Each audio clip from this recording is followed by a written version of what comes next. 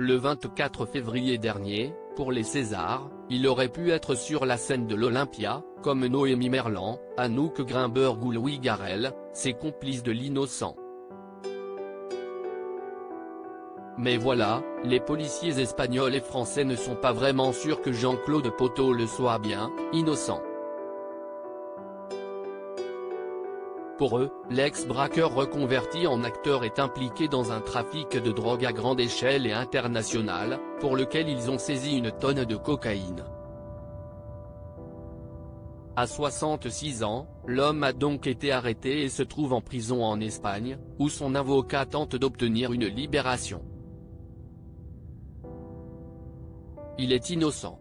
Il est victime d'une véritable persécution.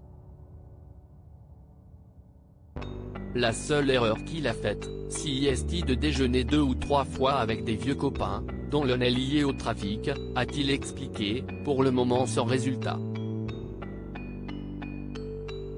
Il faut dire que le sexagénaire clame qu'il n'a rien à voir avec cette affaire depuis son arrestation, lui qui s'était reconverti dans l'art, la peinture d'abord, puis le cinéma, avec L'Innocent, où son physique d'ex-bandit avait fait mouche. Et la nouvelle a complètement atterré l'équipe de tournage, particulièrement le réalisateur, Louis Garrel, qui s'était attaché à lui. Selon M. Le Monde, qui consacre une longue enquête au sujet, celui-ci serait catastrophé de savoir que Jean-Claude Poteau a potentiellement replongé, qu'il est retombé dans les vieux travers qui lui ont valu de très nombreuses années derrière les barreaux. C'est d'ailleurs au mari de Laetitia Casta que l'ancien braqueur de banque, qui a passé plus d'une dizaine d'années en prison, a pensé en premier selon Philippe Elchenoui, une autre figure du grand banditisme et l'un de ses vieux amis. Jean-Claude, il est emmerdé qu'on puisse penser qu'il a replongé. Il a demandé qu'on dise à Louis Garrel qu'il n'y était pour rien là-dedans. Le réalisateur pourra-t-il se laisser convaincre? Pour le moment en tout cas, il n'a fait aucun commentaire sur celui à qui il avait fait vivre son premier tapis rouge, en mai dernier, au Festival de Cannes. Ses anciens complices présents sur le tournage, leur histoire d'amitié s'était liée avant le tournage du film.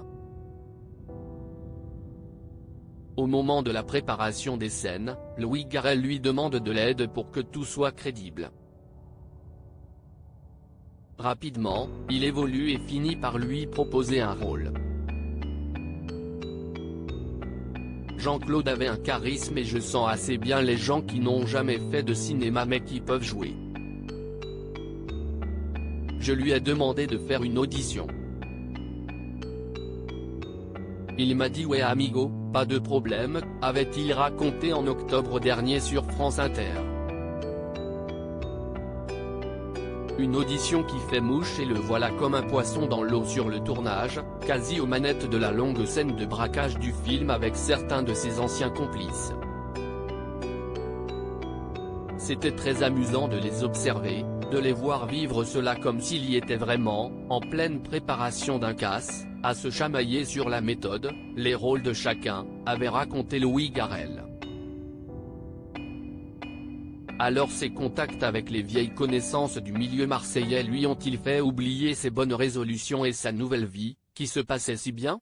Ses anciens amis y croient peu, la drogue, ça n'a jamais été leur truc, eux, sont des voleurs. Les policiers, eux, ont beaucoup plus de doutes.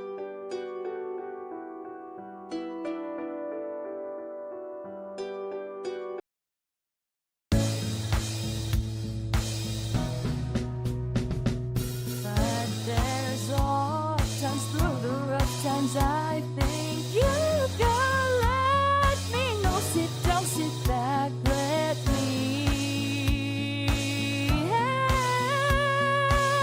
you out. Just